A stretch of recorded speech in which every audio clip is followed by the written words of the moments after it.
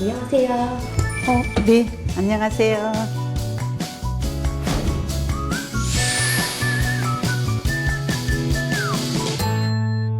의원님 이력을 보니까 좀 특이한 게 있더라고요. 네, 어린이집 원장님이셨더라고요. 고향 여수에서 31년간 어린이집 원장을 했습니다. 어린이집 운영하시다가 정치에 입문하신 계기가 있다면요.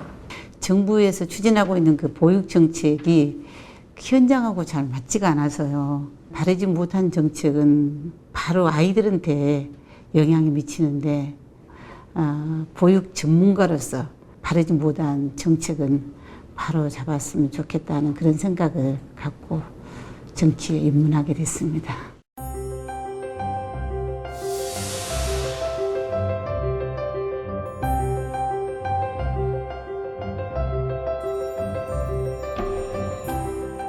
평소에 독서도 많이 하시나요, 의원님?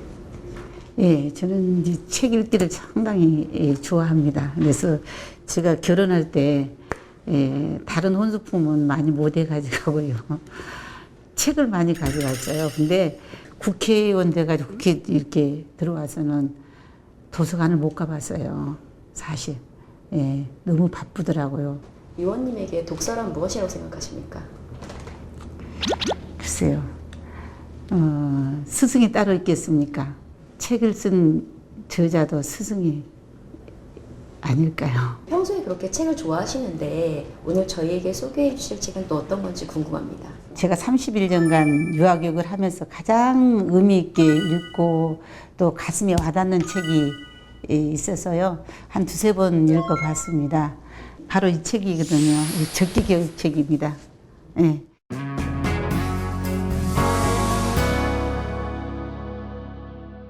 그런 말을 이렇게 하잖아요. 근데 따박따박 이렇게 걷고 있는데 엄마가 급한 마음으로 아이 보고 달리라고 하면 되겠어요. 달려주겠습니까?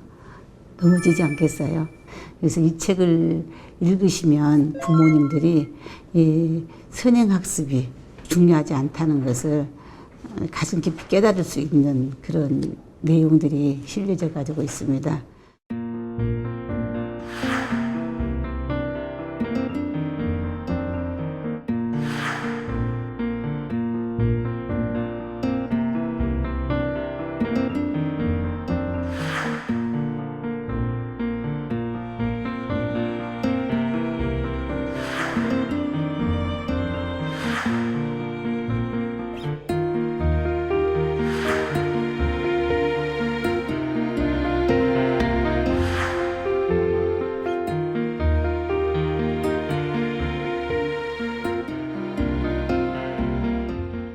OECD 그 교육평가단이 우리나라를 방문해서 6세 이하 그 유아들을 교육 현황에 대해서 조사한 적이 있습니다.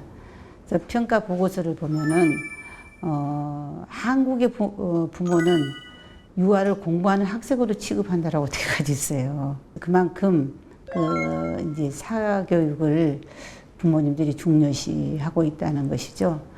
그래서 만 3세 이상 유아들 99.8%가 예, 그게 보면은 사교육을 받는 걸로 이렇게 나타나 있습니다. 유아기 때 이렇게 할 필요가 있을까요? 다른 나라는 유아교육을 어떻게 하고 있을까? 이스라엘 교육부 초청으로 한 달간 이스라엘의 유치원을 방문한 적이 있다. 교실에 글자 공부와 관련된 학습 자료가 전혀 보이지 않아 교사에게 물었다. 부모들이 글자 교육을 시켜달라고 요구하지 않나요? 아니요. 당연히 초등학교에 가서 배운다고 생각합니다. 그리고 이스라엘에서는 유치원이 의무 교육입니다. 초등학교에서 가르칠 것을 유치원에서 가르치는 것은 불법이죠. 이스라엘뿐만 아니라 독일, 핀란드, 이탈리아 등 세계 여러 나라의 유치원에서 정식으로 글자 교육을 하지 않는다. 독일은 취약 통지서 아래에 귀대의 자녀가 입학 전에 글자를 깨치면 교육 과정에서 불이익을 받을 수 있습니다라는 문구를 넣고 있을 정도다. 그렇다고 유아들에게 교육을 시키지 않는 것은 아니다. 그 내용을 살펴보면 우리나라처럼 선행학습 개념이 아니라 정서와 오감 발달에 집중되어 있다. 글쎄요, 이제 불법이다고까지 이제 법으로 정해놓고 이렇게 이제 조기 교육을 이제 못 시키게끔 이렇게 한다는 것은 아이들을 밝게 키우고 기와 끼가 있는 아이로 이렇게 키워야지만 미래가 보인다는 그런 이렇게 정책 아닌가 싶어요. 저희 때는 뭐 어린이집 있었나요? 유치원이 있었나요? 엄마 아빠 따라다니면서 밭에 가서 콩을 따면 콩으로 가지고 이렇게 숫자도 이렇게 세어보기도 하고 이렇게 해서 실생활에서 배움의 양식을 얻었던 것 같아요. 어렸을 때는 마냥 뛰어노면서 생활 속에서 배움의 양식을 얻는다는 거 그건 참 좋은 것 같아요. 몇 해 전 4개 국어를 유창하게 고사해 세상의 이목을 집중시켰던 6살 중국 소녀가 있었다. 소녀의 엄마는 영어 교사이고 아버지는 프랑스어 통역사라 아이는 말문이 트일 때부터 영어로 대화를 했다고 한다. 아이가 잘 따라온다고 믿은 부모는 3살 때는 프랑스어를, 4살 때는 일본어를 가르쳤다. 그러나 얼마 지나지 않아 아이가 방문을 잠그고 문 밖으로 나오지 않았고 실어증이라는 진단을 받았다. 담당 의사는 어린 나이에 여러 언어를 습득하면서 언어 계통에 문제가 생긴 것이라는 소견을 밝혔다. 어린 소녀는 4개 국어를 배우면서 책을 등에 지고 살아가는 고통을 느꼈던 것은 아닐까. 아이가 좋아한다라고 이제 이렇게 말씀을 하시는데 우리 아이들은요 선생님한테 칭찬을 들어도 그렇게 기분 좋아하고 또 특히 엄마 아빠한테 칭찬을 들으면 더더욱 좋아하잖아요. 그런데 아이가 숫자를 다른 친구보다도 먼저 알아서 알면은 부모가 우리 아이는 천재인가 보다 정말 영특하다 이렇게 하고 막 즐거워하잖아요. 그러면 부모가 즐거워하면은 우리 아이도 기분이 좋은 거예요. 그래서 더 하고 싶어 하는 거예요. 그 아이가 진심으로 좋아하는지 아니면 엄마가 기쁘기 때문에 아이가 그 엄마의 사랑을 받기 위해서 엄마 말을 따르는지 이런 것은 부모가 좀 깊이 생각을 해봐야 되지 않겠느냐. 또 아이 그 관찰을 통해서 이제 진실한 아이의 마음을 읽어야 되지 않겠느냐 하는 생각이 듭니다. 읽기 능력과 어휘력 관련 사교육을 받은 만 5세 집단과 사교육을 받지 않은 만 5세 집단을 모집해 비교 분석하는 연구를 시작했다. 이들이 초등학교 1학년이 되었을 때 국어시험 결과는 어땠을까? 초등학교 1학년 국어 점수를 확인한 결과 독해력을 비롯하여 논리력, 맞춤법 등 총 5개 영역 모두 두 집단이 별 차이가 없었다. 오히려 독해력의 경우 선행 사교육을 받지 않은 아이들의 평균 점수가 높게 나타났다.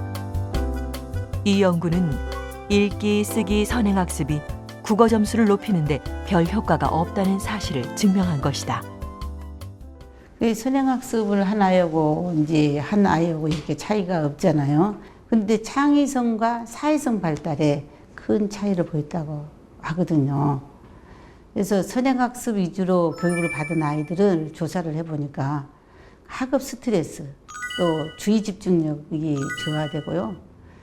문제 해결 능력이 저하가 됐다고 그렇게 합니다. 그래서 그 사교육 가지수가 많을수록 우리 아이들이 그 가인 행동을 하고요. 또 좀 신경질적이고 공격적이다고 그래요. 그래서 우리 아이들한테 무리하니 사교육을 요하면 성격 형성에도 그렇게 그 문제가 발생을 하고 있다는 것을 알 수가 있습니다. 우리나라 엄마들의 자녀 양육에 관한 지식 수준은 매우 높다. 그러나 아이를 잘 기르는 처방전은 이 세상에 존재하지 않는다. 다만 잘 기르기 위한 참고 자료가 있을 뿐이다. 그러한 참고 자료를 기초로 나만의 육아 방법과 나만의 양육 철학이 있어야 한다. 양육 철학은 아이를 어떻게 키우고 싶다 해서 출발하지 않는다. 나는 어떤 부모가 되겠다라는 신념에서 출발한다. 따라서 부부가 자신의 경험을 나누고 아이와 함께 어떤 삶을 살아갈 것인가에 대해 정립하는 과정이 반드시 필요하다. 그 적기 교육에서 가장 중요한 것은 부모일 것 같습니다. 그래서 이제 조기 교육에 너무나 관심이 높아지면 어떻게 되겠습니까? 출발점이 학원이나 이제 그런 데가 되지 않겠습니까? 그래서 자녀 교육은 가정에서 가장 중요하고 가정에서부터 시작이 된다고 생각이 듭니다. 그래서 선행학습보다는 아이들의 공감 능력이나 감성 교육이라든지 자아 존중감이라든지 이런 것들을 이렇게 키워주면 애들이 자라서 매사에 좀 자신 있고 또 부정적인 마인드보다는 긍정적인 마인드가 살아나지 않을까 그렇게 생각이 듭니다.